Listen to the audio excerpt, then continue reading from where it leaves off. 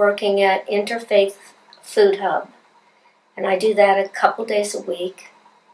And I work at Eugene Catholic Workers, and I'm on the board there. And I do that Thursday, Friday, 3 days a week. So I try to put in at least 4 days a week, maybe 15 hours a week, probably. And that I taught high school for 33 years. And so most of my students were indigenous, or they were Mexican nationals. They were marginalized. They were impoverished.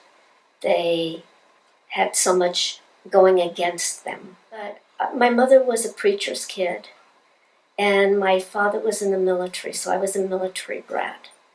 And we always lived in a desegregated housing, and we always lived with a plethora of different people. But I know there are people who look at people who do not look like them or sound like them, and they are immediately afraid. And I just think it's nice that we're all different. When I was making little reindeer, there was a lady there who had a little tiny Chihuahua whose name was Samantha. And she lived in her car and had been for a number of years living in a car. And she was either my age or older. And a young woman asked her for money. Another homeless person, another unhoused. And she said to her, "Do you want the money or do you want the item?" And I have no idea what the item was that she asked for. And she said, "I prefer the money." And she opened her wallet and she had $8 in it. And she took out 6. And this is December 25th.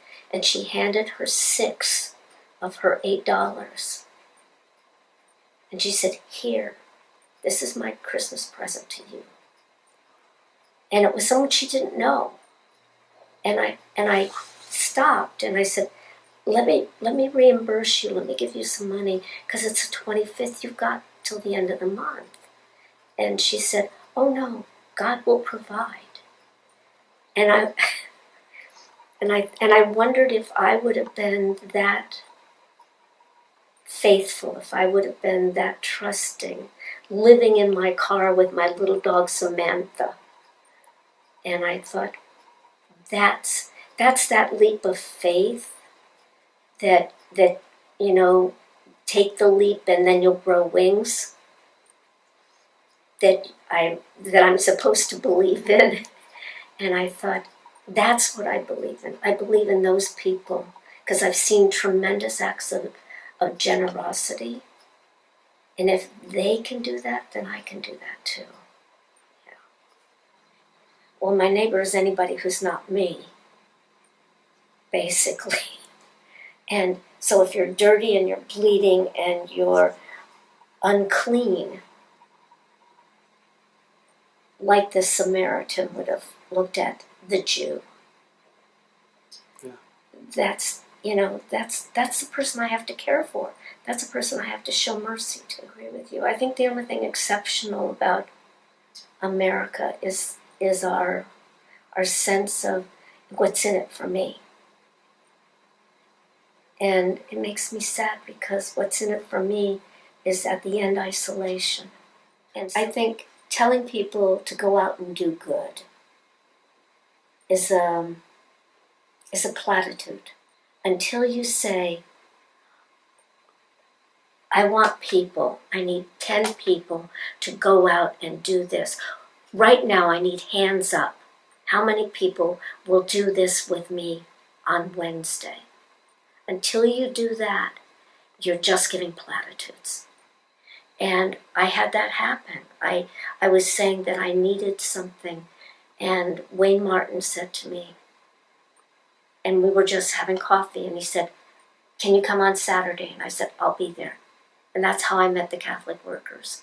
And when I was at Catholic Workers, the pancake man said to me, I said, "I need something more. I don't have enough stuff to fill my time." And he said, come to the food hub with me on Wednesday. And that's how I made connections.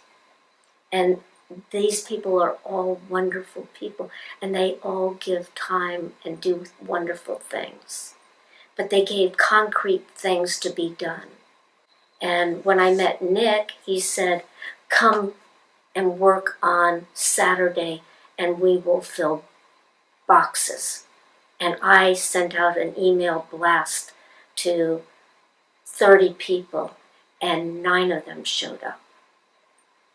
You have to give real physical things. You can't just say, go out and do good. Because I'm a hands-on person. I'm a hands and foot person. I'm the most hands and feet of God need to be doing things. In my lifetime.